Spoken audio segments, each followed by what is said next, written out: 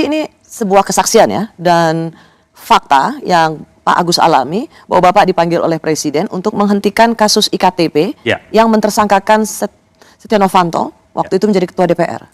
Bapak bersaksi itu ya? Selain Harun Masiku, terdapat buronan kasus EKTP yang belum ditangkap KPK sampai sekarang, yang tidak pernah mencuat ke publik. Siapa di balik penghentian kasus mega korupsi EKTP yang merugikan keuangan negara lebih dari 2 triliun itu? Mari kita bongkar. KPK tetapkan Sekretaris Jenderal Partai PDI Perjuangan Hasto Kristianto tersangka kasus Harun Masiku dan melarang mantan Menteri Hukum dan HAM yang juga kader PDIP Yasona Laoli bepergian ke luar negeri. Kasus Harun Masiku adalah kasus suap pergantian antar waktu anggota legislatif pada tahun 2019. Harun Masiku diduga memenuhi permintaan pemberian uang senilai 600 juta kepada Komisioner KPU Wahyu Setiawan kala itu agar dirinya lolos menjadi anggota DPR pengganti antar waktu.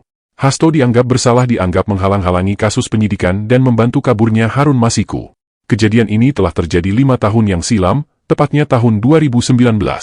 Sejumlah orang tiba-tiba ketahuan muncul di depan gedung KPK melakukan demonstrasi menuntut Harun Masiku ditangkap. Pertanyaannya, seberapa besar kerugian negara atas kasus korupsi yang dituduhkan ke Harun Masiku sampai harus melibatkan sekelompok demonstran agar kasus ini diangkat kembali? Dan apakah hanya kasus Harun Masiku yang menjadi kasus terbesar yang merugikan keuangan negara yang belum tuntas penanganannya di KPK? Mari kita telisik. Jika kita membuka laman website KPK, tertera salah satu nama buronan bernama Harun Masiku. Pria kelahiran Ujung Pandang atau sekarang bernama Makassar 21 Maret 1971. Buron sejak 17 Januari 2020. Dugaan tindak pidana korupsi memberi hadiah atau janji kepada pegawai negeri atau penyelenggara negara. Pasal yang diterapkan. Pasal 5 ayat 1, huruf A atau Pasal 5 ayat 1, huruf B atau Pasal 13 Undang-Undang Nomor 31 Tahun 1999 sebagaimana telah diubah dengan Undang-Undang Nomor 20 Tahun 2001 tentang Pemberantasan Tindak Pidana Korupsi Yungto Pasal 55 ayat 1, pertama KUHP. Undang-Undang Nomor 31 Tahun 1999 yang disangkakan kepada Harun Masiku pada Pasal 13 berbunyi, setiap orang yang memberi hadiah atau janji kepada pegawai negeri, dengan mengingat kekuasaan atau wewenang yang melekat pada jabatan atau kedudukannya, atau oleh pemberi hadiah atau janji dianggap melekat pada jabatan atau kedudukan tersebut, dipidana dengan pidana penjara paling lama 3 tahun dan atau denda paling banyak 150 juta rupiah.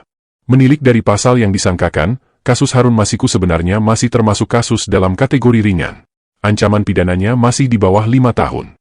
Dan yang paling penting untuk menjadi catatan adalah bahwa uang senilai 600 juta yang dipakai untuk menyuap anggota komisioner KPU agar bisa diloloskan adalah uang pribadi Harun Masiku, bukan uang APBN atau sumber anggaran lainnya yang bersumber dari keuangan negara. Dengan terbongkarnya kasus ini, yang menyebabkan Harun Masiku gagal menjadi anggota DPR, justru menyebabkan Harun Masiku rugi sebesar 600 juta. Dan itu adalah kerugian yang sepadan yang pantas diterima untuk setiap orang yang melakukan pelanggaran mengubah aturan untuk mendapatkan jabatan. Apa yang dilakukan oleh Harun Masiku adalah juga tindakan yang sama yang dilakukan Gibran Rakabuming agar dapat menduduki jabatan sebagai wakil presiden. Aturan mengatakan bahwa syarat calon wakil presiden adalah berusia 40 tahun. Lalu mereka mengajukan uji materi undang-undang ke MK, agar aturan ini dapat diubah disesuaikan dengan kondisi Gibran saat itu yang baru berusia 39 tahun. Lalu Mahkamah Konstitusi di bawah pimpinan Anwar Usman yang tidak lain adalah suami dari adik Jokowi kemudian mengubah aturan itu menjadi syarat minimal 40 tahun atau sudah pernah menjadi kepala daerah disesuaikan dengan kondisi Gibran yang sudah pernah menjadi wali kota di kota Solo. Harun Masiku juga mengajukan permohonan perubahan aturan ke Mahkamah Agung. Lalu keluarlah fatwa MA yang menyatakan bahwa kewenangan penggantian antar waktu menjadi kewenangan partai. Atas dasar itu, Harun Masiku mengklaim mempunyai landasan hukum untuk melenggang ke Senayan. Perbedaannya adalah Harun Masiku masih menggunakan uang pelicin ke KPU agar perjalannya mulus. Sedangkan Gibran tidak. Atau tidak ketahuan. Kasus Gibran hanya berimbas pada pemberhentian pamannya yang berani mengubah aturan, tetapi aturannya tetap dipakai. Lalu masih di laman yang sama yaitu website KPK, kita juga bisa menemukan salah satu buronan lain KPK, bernama Paulus Thanos alias Tian Pochin. Pria kelahiran Jakarta, 8 Juli 1954, menjadi buronan KPK sejak tahun 2021. Dugaan tindak pidana. Tindak pidana korupsi terkait pengadaan paket penerapan kartu tanda penduduk berbasis nomor induk kependudukan secara nasional, KTP elektronik, tahun 2011 sampai 2013 pada Kementerian Dalam Negeri Republik Indonesia, tanpa menyebutkan pasal undang-undang yang disangkakan. Namun dalam penelusuran kami yang lain bahwa Paulus Thanos adalah pemilik salah satu perusahaan yang ikut terlibat dalam kasus e-KTP elektronik yang menyebabkan kerugian negara sebesar 2,3 triliun. Kasus ini menjadi heboh dan viral sejak tahun 2017 karena melibatkan banyak politisi sampai Ketua DPR waktu itu, Setia Novanto dari Partai Golkar. Sampai saat ini Paulus Thanos masih buron alis belum bisa ditangkap KPK. Namun ada hal menarik yang terungkap dalam sebuah wawancara di televisi oleh mantan Ketua KPK Agus Raharjo. Jokowi perintahkan penghentian kasus e-KTP. Mohon maaf, ini perlu saya ungkapkan karena semuanya harus jelas dan saya pikir baru sekali ini saya mengungkapkannya di media yang kemudian ditonton orang banyak. Bicara pada beberapa teman sudah, tapi kepada media seperti ini belum. Mohon maaf, kenapa saya kemudian tadi di depan juga menyoroti tone of the top, keinginan Pak Jokowi itu kemudian perlu juga menjadi perhatian kita. Saya terus terang pada waktu kasus iktp, saya dipanggil sendirian. Oleh Presiden. Presiden pada waktu ditemani oleh Pak Pratikno. Jadi saya heran, biasanya yang memanggil itu berlima, ini kok sendirian. Dan dipanggilnya juga bukan lewat ruang wartawan, tapi lewat masjid kecil itu. Jadi dijemput dari sana. Nah itu di sana, begitu saya masuk, Presiden sudah marah. Presiden sudah marah, menginginkan, karena baru saya masuk itu, beliau sudah teriak, hentikan, kan saya heran, hentikan, yang dihentikan apanya gitu kan. Setelah saya duduk, ternyata saya baru tahu kalau yang suruh hentikan itu adalah kasusnya Pak Setnov. Ketua DPR waktu itu? Ya, Ketua DPR pada waktu itu mempunyai kasus iktp, supaya tidak diteruskan.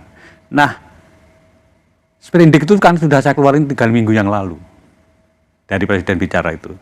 Sprindik itu tidak mungkin, karena KPK tidak punya SP3, tidak mungkin saya berhentikan, saya batalkan. Ya.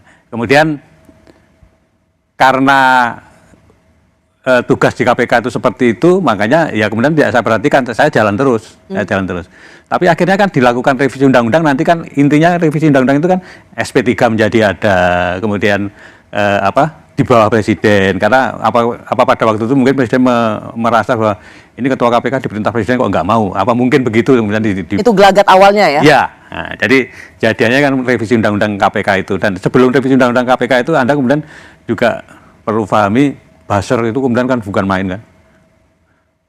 KPK sarang Taliban, KPK. Jadi sehingga civil society pada waktu itu yang membela revisi undang-undang KPK itu sangat-sangat sedikit. Teman-teman saya seperti Pak Imam Prasojo itu nggak datang tuh kalau waktu itu, karena tidak sebanyak waktu membela cicak buaya. Tidak pada waktu cicak buaya, karena merasa ini KPK sudah seperti Taliban, seolah-olah omongannya buzzer itu betul gitu. Jadi revisi undang-undang KPK kemudian terjadi. Anda kemudian melihat di periode kedua ini kan yang namanya Corruption Perception Index itu kan turun terus-menerus.